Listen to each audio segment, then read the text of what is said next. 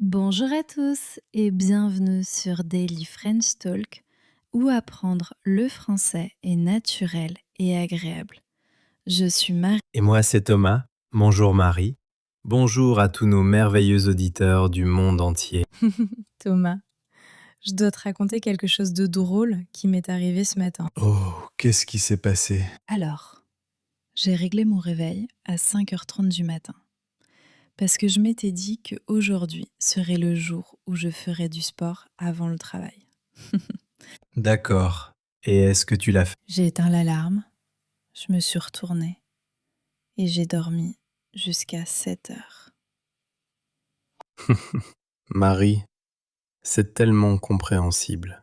Je fais la même chose au moins 3 fois par semaine. N'est-ce pas? Et du coup, je me suis sentie coupable toute la matinée. Mais tu sais quoi? C'est en fait parfait. Parce qu'aujourd'hui, nous parlons de l'exercice physique en français. Le sport, oui. La chose que nous savons tous que nous devrions faire plus, mais pour laquelle nous trouvons toujours une excuse pour ne pas la faire. Exactement. Et je pense que nos auditeurs vont vraiment s'identifier à ce sujet, car tout le monde a une relation particulière avec le sport. Certains adorent ça, certains détestent, et la plupart d'entre nous sont quelque part entre les deux. C'est vrai. Et il y a tellement de vocabulaire intéressant que nous pouvons apprendre en parlant de fitness et de rester actifs. Avant de plonger dans notre conversation, nous avons une petite demande pour tous ceux qui nous écoutent. Oui, si vous appréciez Daily French Talk et que vous voulez améliorer votre français de manière ludique et naturelle, s'il vous plaît, cliquez sur le bouton s'abonner. Et s'il vous plaît, mettez un like à cet épisode. Cela aide vraiment les autres apprenants de français à découvrir notre podcast. Partagez ceci avec vos amis qui apprennent le français. Peut-être que vous pourrez même faire du sport ensemble en nous écoutant. C'est en fait une excellente idée. Merci à tous. Maintenant, Thomas, parlons du vocabulaire du sport. Il y a des mots et des phrases importants qui aideront nos auditeurs à parler de fitness. Absolument. Marie, tu as mentionné plus tôt que tu voulais faire de l'exercice ce matin. On peut aussi dire que tu voulais faire du cardio. Le cardio est un type d'exercice qui fait battre le cœur plus vite, comme la course, la natation ou le vélo. Exact. Cardio est l'abréviation de cardiovasculaire. C'est de l'exercice pour votre cœur et vos poumons. Quand vous faites du cardio, vous respirez généralement fort et vous transpirez. Un autre mot que nous utiliserons aujourd'hui est tonifier. Quand vous tonifiez vos muscles, vous les rendez plus forts et plus définis.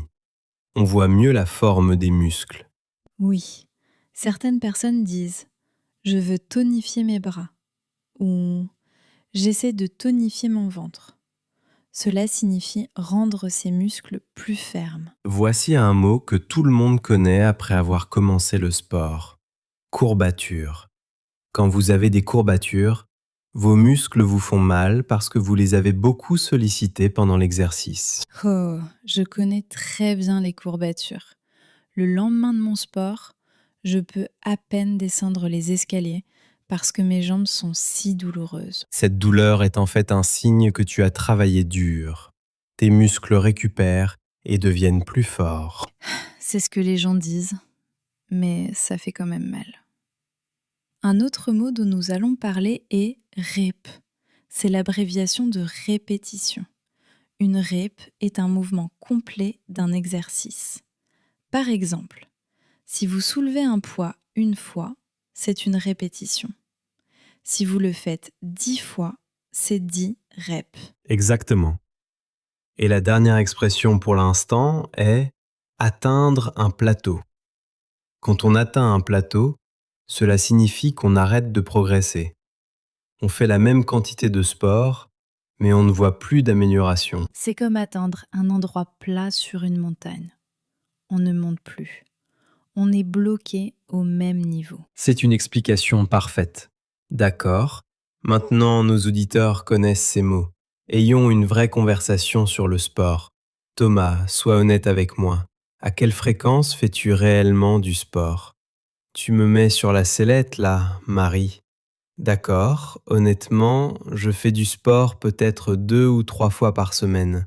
Parfois 4 si je me sens très motivé. C'est plutôt bien, en fait. Eh bien, j'essaie, mais certaines semaines je ne fais du sport qu'une seule fois ou pas du tout.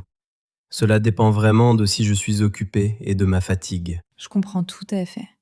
Je pense que je fais du sport environ 2 fois par semaine en moyenne, mais j'ai toujours ces grands projets dans ma tête. Je me dis que je vais faire du sport chaque jour de la semaine. Et qu'est-ce qui se passe? Et puis lundi arrive et je suis fatiguée. Mardi, je suis occupée. Mercredi, j'ai des projets avec des amis. Jeudi, je me dis que je recommencerai à zéro lundi prochain. C'est le cycle habituel. On le fait tous. Je commencerai lundi. Lundi est toujours le jour où nous nous promettons de tout changer. C'est vraiment ça. Pourquoi le lundi est-il si magique? Je ne sais pas. Mais chaque dimanche soir, je me convainc que lundi sera différent. D'accord. Alors, quand tu fais du sport, quel genre d'exercice préfères-tu? J'aime aller à la salle de sport. Habituellement, je soulève des poids ou j'utilise les machines là-bas.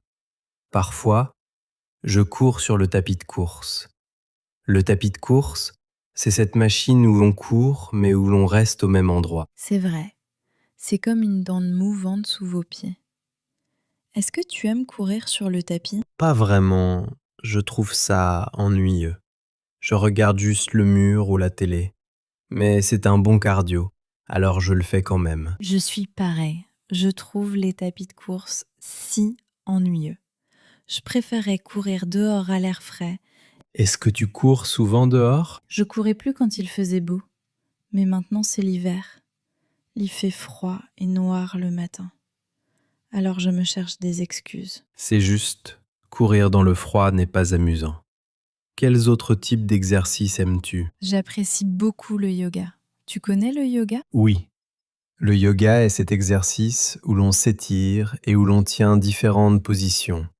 C'est calme et concentré. Exactement. On étire son corps dans différentes postures et on se concentre sur sa respiration. C'est très relaxant. Ça aide mon corps et mon esprit. Ça a l'air sympa. Je n'ai jamais essayé le yoga. J'ai toujours pensé que c'était trop lent pour moi. Beaucoup de gens pensent ça, mais le yoga peut en fait être assez difficile. Certaines poses demandent beaucoup de force et d'équilibre. Après un bon cours de yoga, j'ai toujours des courbatures le lendemain. Vraiment? Peut-être que je devrais essayer alors. Tu devrais. Il y a différents types de yoga. Certains sont doux et lents, d'autres sont rapides et intenses. Intense. Cela signifie très fort ou extrême, n'est-ce pas? Oui. Un entraînement intense est celui qui vous pousse à bout. On transpire beaucoup et le cœur bat vite. J'aime les entraînements intenses. J'aime sentir que je me suis vraiment dépassée. Se dépasser, c'est une excellente expression. Quand on se dépasse, on essaie plus fort et on va au-delà de ce qui est confortable. C'est ça, comme si on fait normalement 10 pompes, peut-être qu'on se force pour en faire 15. On va un peu plus loin. Exactement. Pompe. C'est un autre mot de sport. Les pompes, c'est quand on s'allonge face au sol et qu'on pousse son corps vers le haut avec ses bras. Elles sont excellentes pour muscler les bras, mais elles sont si dures. Elles le sont vraiment. Je peux peut-être faire 5 pompes avant de m'effondrer. 5, c'est mieux que 0. Thomas, préfères-tu faire du sport à la salle ou à la maison? C'est une bonne question. Je pense que je préfère faire du sport à la maison, en fait. Vraiment? Pourquoi ça? Eh bien, la salle peut être intimidante. Intimidant signifie effrayant ou qui rend nerveux. Il y a tous ces gens qui ont l'air de savoir exactement ce qu'ils font et j'ai l'impression de ne pas être à ma place. Je comprends ce sentiment. Quand j'ai commencé à aller à la salle, je ressentais la même chose. Comment as-tu surmonté ça? Je me suis simplement dit que tout le monde est concentré sur son propre entraînement. Personne ne me regarde vraiment ou ne me juge. Et après quelques semaines, je me suis sentie plus à l'aise. C'est logique. Mais à la maison, je peux faire du sport en pyjama si je veux. Personne ne me voit. Je peux suivre une vidéo en ligne et faire ce que je veux. C'est vrai, les entraînements à la maison sont pratiques. Pratique signifie facile et commode. Vous n'avez pas besoin de vous déplacer ou de vous soucier de ce que vous portez. Exactement. Je déroule juste mon tapis de yoga dans le salon et je suis prêt à partir. Est-ce que tu suis des vidéos d'entraînement en ligne? Oui, il y a tellement de vidéos gratuites sur Internet. Des vidéos de yoga, de danse, de musculation, tout. La musculation, c'est quand on utilise des poids ou de la résistance pour construire du muscle. C'est ça. C'est ça, vous pouvez utiliser des haltères, qui sont de petits poids que vous tenez dans vos mains, ou vous pouvez utiliser des bandes de résistance. Ce sont des bandes élastiques qui font travailler vos muscles plus durs. J'ai des haltères à la maison aussi. Parfois, quand je n'ai pas envie d'aller à la salle, je fais juste un entraînement rapide à la maison avec. Les entraînements rapides sont géniaux. Chaque séance n'a pas besoin de durer 1 heure. Parfois, 15 ou 20 minutes suffisent. C'est un bon point. Je pense que beaucoup de gens pensent que s'ils n'ont pas 1 heure entière pour faire du sport, ça ne vaut pas le coup. Mais ce n'est pas vrai. Pas du tout. Même 10 minutes de mouvement valent mieux que rien. Marie, parlons de quelque chose avec lequel tout le monde lutte, les excuses. Oh non. Vas-tu me pointer du doigt? On se pointe mutuellement du doigt. Quelle est ton excuse la plus courante pour ne pas faire de sport? D'accord. Honnêtement, je suis trop fatiguée. C'est mon excuse numéro 1. Classique. Je l'utilise tout le temps aussi. Je rentre du travail et je veux juste m'asseoir sur le canapé. La dernière chose que je veux faire, c'est du sport. Mais voici le truc drôle. Parfois, quand vous vous forcez à faire de l'exercice, même si vous êtes fatigué, vous vous sentez en fait plus énergique après. C'est vrai. Je l'ai remarqué aussi. C'est comme si le sport vous réveillait. Exactement. Mon excuse la plus courante est « je n'ai pas le temps ». Oh, c'est une autre très populaire. Je me convainc que je suis trop occupé, mais en réalité, je pourrais probablement trouver 30 minutes si j'essayais. Nous pouvons toujours trouver du temps pour les choses qui sont importantes pour nous. Si le sport était vraiment une priorité, nous trouverions le temps. Tu as raison. C'est une question de priorité. Parfois, je passe 1 heure à regarder la télé. Mais je dis que je n'ai pas le temps de faire du sport. Nous faisons tous ça. Quoi d'autre comme excuse? Il fait trop froid dehors.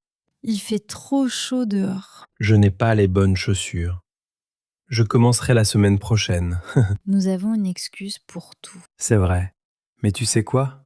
C'est normal d'admettre que nous luttons parfois avec la motivation. Nous sommes humains. C'est vrai, la motivation est si difficile à maintenir. La motivation, c'est le sentiment qui vous donne envie de faire quelque chose. C'est votre moteur ou votre raison de le faire. Et la motivation va et vient. Certains jours, je me réveille excité à l'idée de faire du sport. D'autres jours, j'ai zéro motivation. 0. Certains jours, j'ai une motivation négative. Est-ce que c'est même possible? Apparemment, oui. Alors, comment restes-tu motivé, Thomas? As-tu des astuces? Eh bien, une chose qui m'aide est d'avoir une routine. Une routine est un emploi du temps ou un modèle régulier. J'essaye de faire du sport à la même heure, les mêmes jours chaque semaine. Comme chaque lundi, mercredi et vendredi. Exactement. Quand cela devient une routine, je n'ai plus besoin d'y réfléchir autant. Cela fait juste partie de mon programme. C'est malin. Mon problème est que je n'ai pas de routine cohérente. Certaines semaines, je fais du sport le matin, d'autres le soir. C'est un peu n'importe quoi. Peut-être essaie de choisir des moments spécifiques et de t'y tenir.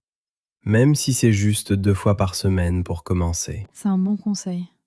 Quoi d'autre t'aide? La musique. J'écoute toujours de la musique quand je fais du sport.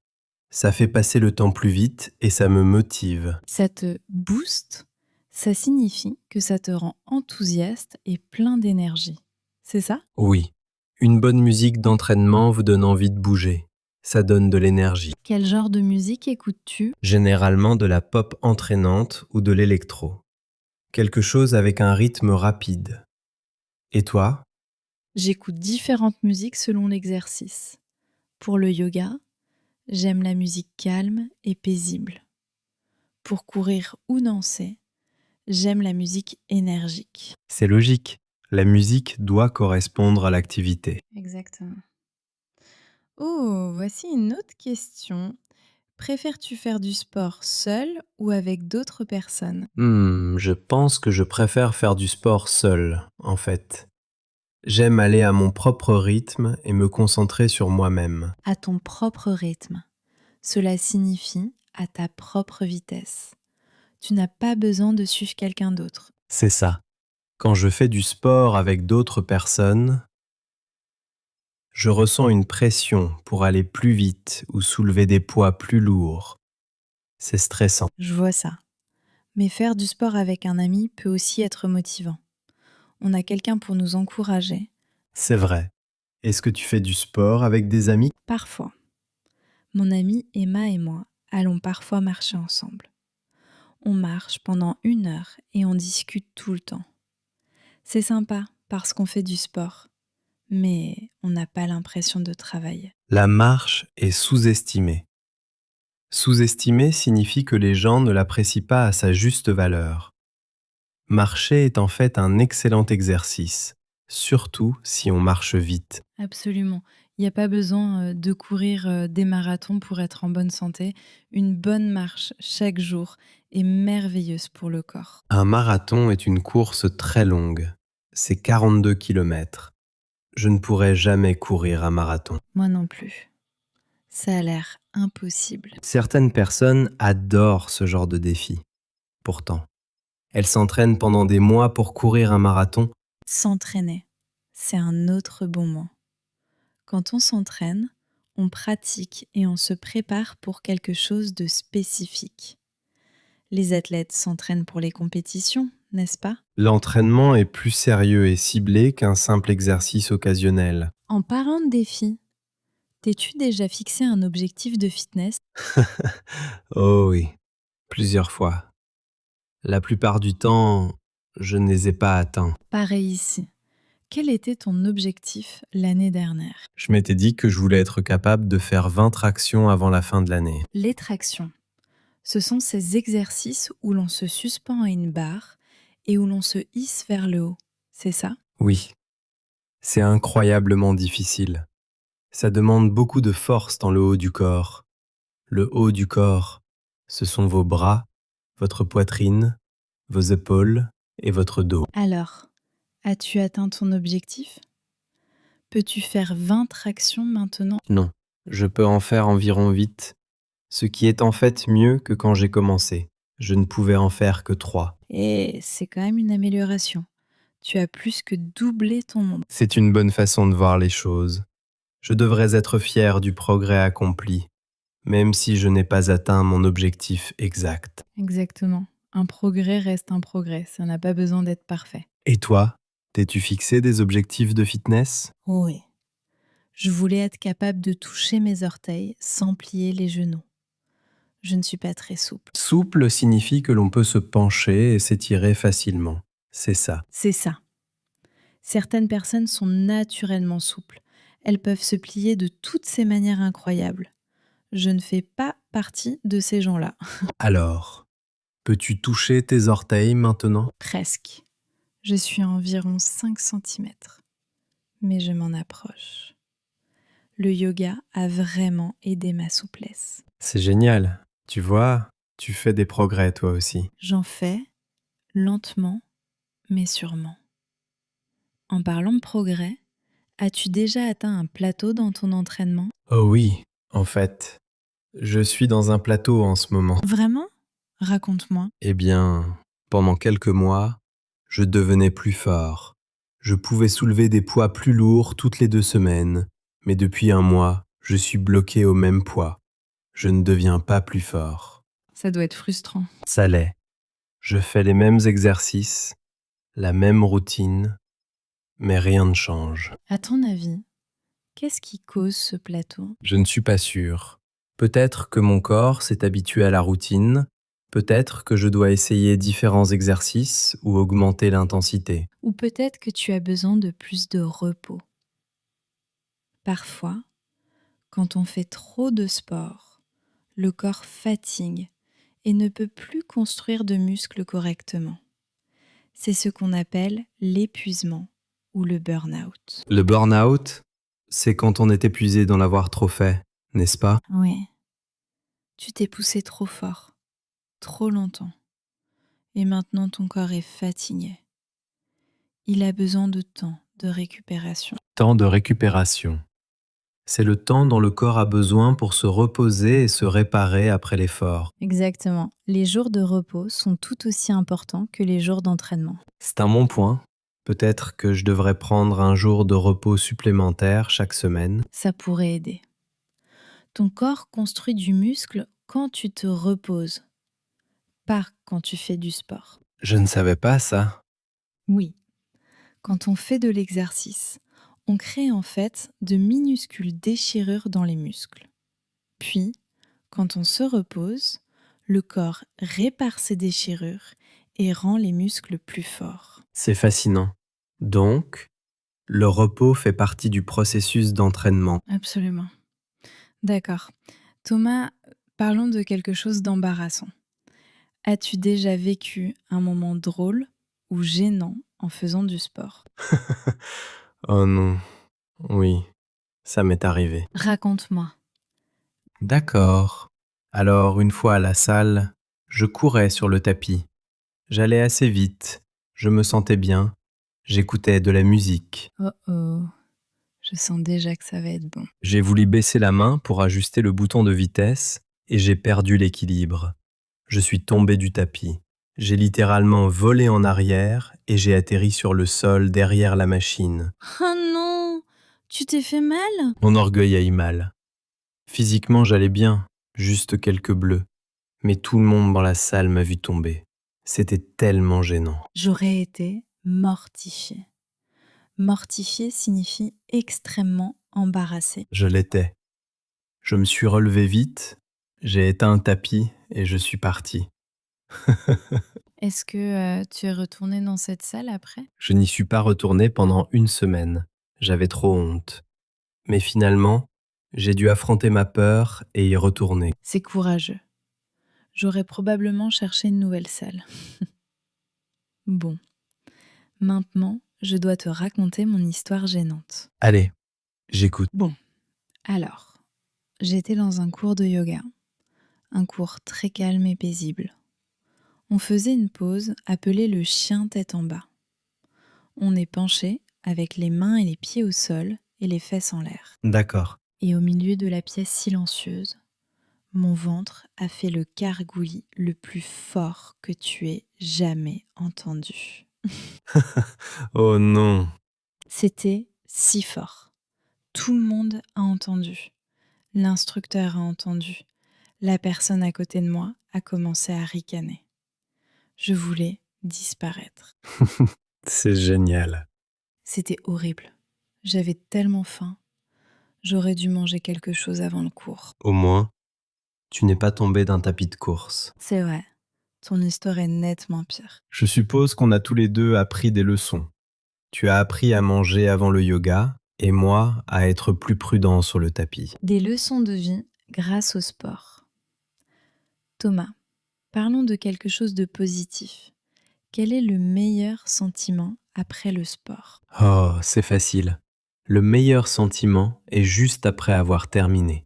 On se sent accompli, on est fier de soi. Ouais, ce sentiment d'accomplissement est incroyable.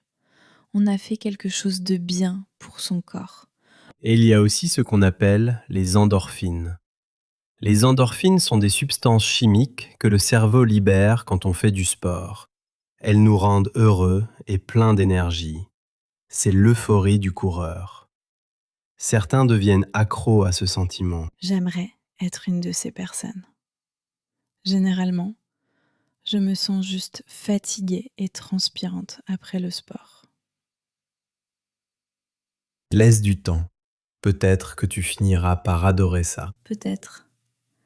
Et pour toi, c'est quoi le meilleur moment? J'aime me sentir plus fort quand je remarque que je peux soulever quelque chose de plus lourd qu'avant, ou que je peux courir plus longtemps sans m'arrêter.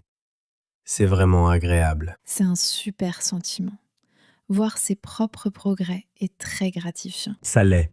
C'est la preuve que les efforts paient. Thomas, nous avons parlé de tellement d'aspects du sport aujourd'hui, de la motivation aux excuses, des différents types d'entraînement aux histoires gênantes. En effet, et je pense que nos auditeurs ont maintenant beaucoup de vocabulaire et de confiance pour parler de sport en français. Je l'espère. Et tu sais quoi? Je pense qu'on devrait donner un défi à nos auditeurs. Un défi? J'adore ça. C'est quoi? Je veux que nos auditeurs laissent un commentaire et nous parlent de leurs habitudes sportives. Quel genre de sport faites-vous? À quelle fréquence? Quel est votre entraînement préféré? C'est parfait. Et s'il vous plaît, utilisez certains des mots de vocabulaire que nous avons appris aujourd'hui. Des mots comme cardio, courbature, routine ou motivation. Ne vous inquiétez pas de faire des fautes. Pratiquez juste l'écriture en français. C'est le plus important. Nous lisons tous les commentaires et nous adorons avoir de vos nouvelles. Cela nous aide à savoir quel sujet vous voulez apprendre. Avant de se dire au revoir, n'oubliez pas de vous abonner à Daily French Talk si ce n'est pas déjà fait. Oui, cliquez sur le bouton d'abonnement et activez les notifications pour ne jamais manquer un nouvel épisode. Mettez un like si vous avez trouvé cet épisode utile. Ça nous aide à grandir et à toucher plus d'apprenants de français comme vous. Et partagez ceci avec vos amis. Peut-être que vous pouvez devenir des partenaires de sport et pratiquer le français ensemble. Des partenaires de sport. J'adore ça. Un partenaire, c'est un ami ou un allié. Apprendre le français et faire du sport ensemble, c'est une excellente combinaison. Vraiment. Eh bien, tout le monde, merci beaucoup de nous avoir rejoints aujourd'hui. Nous espérons que cette conversation a été utile et divertissante. Oui. Et rappelez-vous, que vous fassiez du sport tous les jours ou une fois par mois, vous vous en sortez très bien. Ne vous comparez pas aux autres. Exactement. Faites juste ce qui vous semble bon pour votre corps et votre vie. On se voit dans le prochain épisode de Daily French Talk. Continuez à pratiquer votre français, continuez à bouger et surtout, soyez bienveillants envers vous-même. Bon apprentissage à tous. Au revoir.